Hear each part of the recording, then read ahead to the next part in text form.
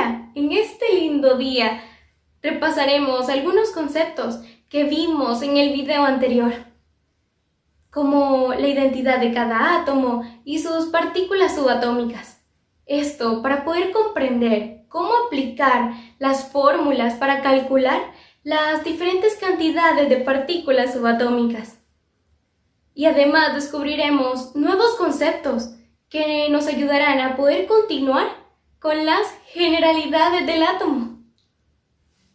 Química.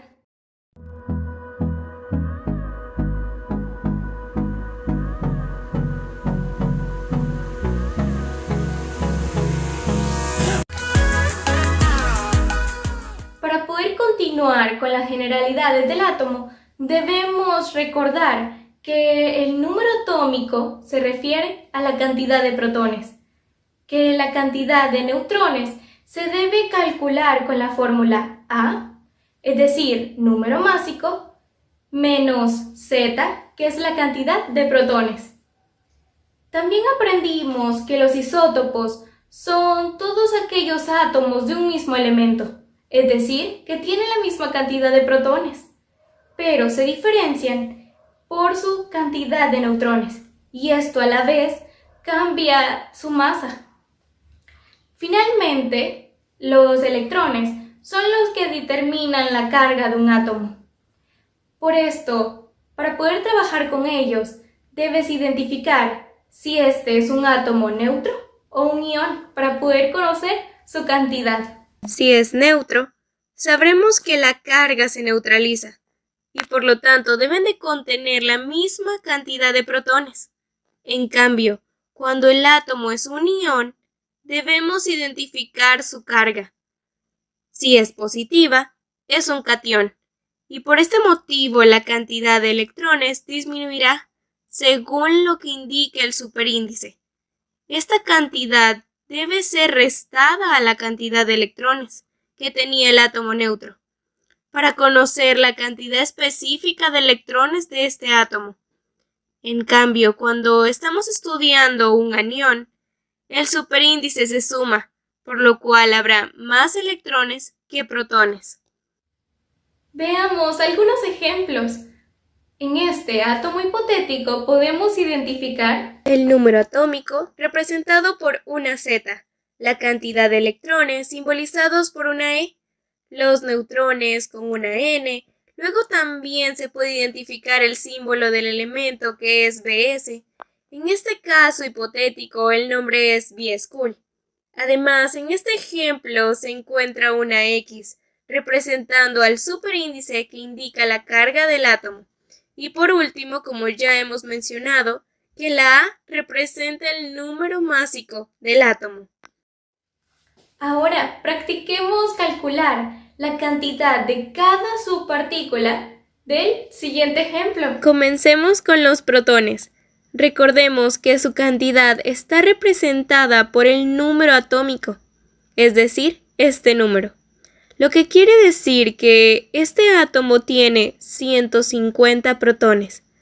Luego, para calcular la cantidad de neutrones, primero debemos identificar el número másico de B-School.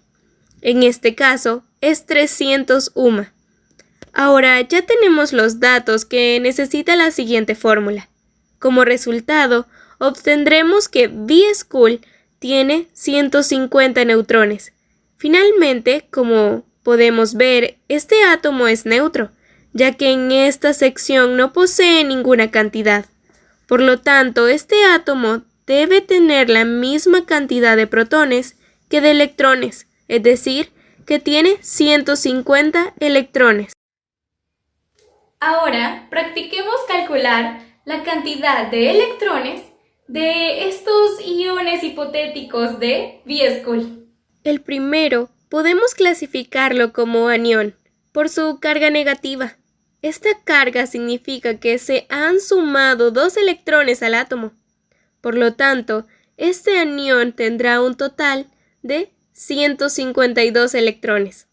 En cambio, el otro ejemplo se clasifica como catión por la carga positiva, y la carga que se indique en esta sección se debe restar, ya que esto refleja que este átomo ha perdido 2 electrones y por lo tanto tiene un total de 148 electrones. Es momento que avancemos para descubrir la diferencia entre número másico y masa atómica.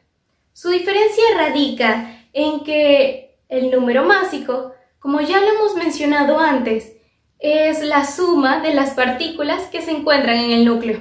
En cambio, la masa atómica es el promedio de los números másicos en función a la abundancia natural de todos los isótopos que existen de este elemento.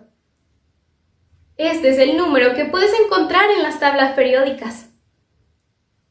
Para que podamos comprender mejor qué significa esta definición, veamos un ejemplo en el que existen en la naturaleza 2 isótopos de Biescul, uno con una masa de 302 UMA, con una abundancia relativa de el 20%, y el otro tiene una masa de 305 UMA y abundancia del 80%. Lo que debemos realizar para calcular la masa atómica es multiplicar los porcentajes. Luego la sumatoria es la masa atómica. Este átomo hipotético sería representado de esta forma si se encontrara en una tabla periódica. En resumen, las cantidades de partículas subatómicas se pueden calcular si tú conoces el número atómico, el número másico y su carga. Finalmente, la diferencia entre masa atómica y número másico es que la masa atómica es el promedio de los números másicos de los isótopos en función de la abundancia de cada uno. Espero que te comiences a enamorar de las maravillas de la química. Suscríbete y activa la campanita para descubrir más sobre el mundo que nos rodea.